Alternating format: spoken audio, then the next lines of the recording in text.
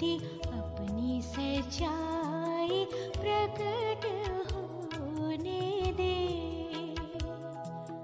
अपनी ज्योति अपनी सच्चाई प्रकट होने दे।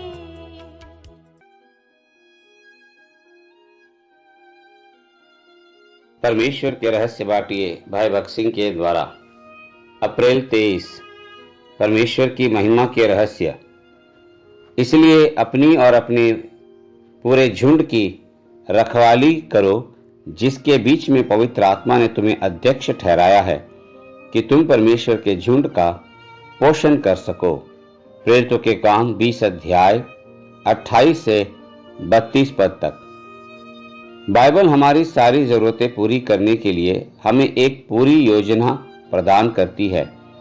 बीते समय में जैसे प्रेरित और नबी परमेश्वर द्वारा भेजे गए थे, वैसे ही आज भी वे प्रार्थना द्वारा तैयार किए जा सकते हैं, यह सुनिश्चित करने के लिए कि हमारी चराई कैसे होनी है, हमें अनुशासित कैसे होना है और हमें आराधना के लिए कैसे इकट्ठा होना है।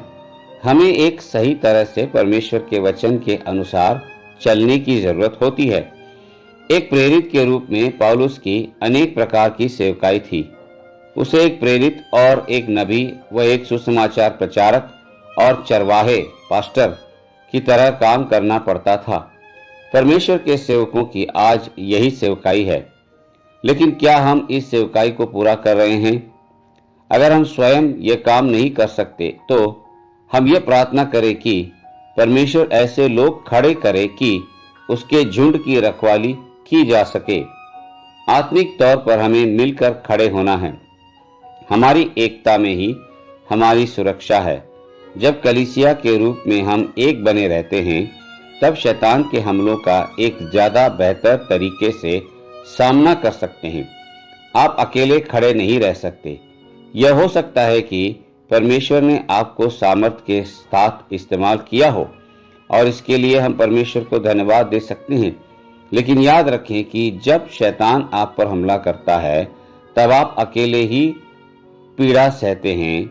हम सिर्फ एक होकर ही शैतान को हरा सकते हैं, न ज्ञान से, न चमत्कारों से, न विज्ञान से, न धन से और न किसी दूसरे तरीके से, बल्कि परमेश्वर की सामर्थ्य में एक साथ खड़े रहने द्वारा ही हम उसे हरा सकते हैं।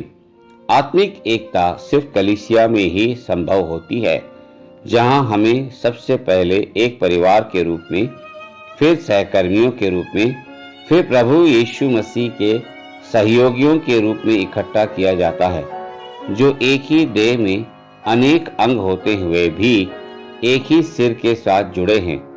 यह जरूरी है कि हम एक कलीसिया के रूप में इकट्ठे रहें, क्योंकि सिर्फ तभी हम कलीसिया को दिए गए दान वरदानों से लाभ प्राप्त कर सकते हैं।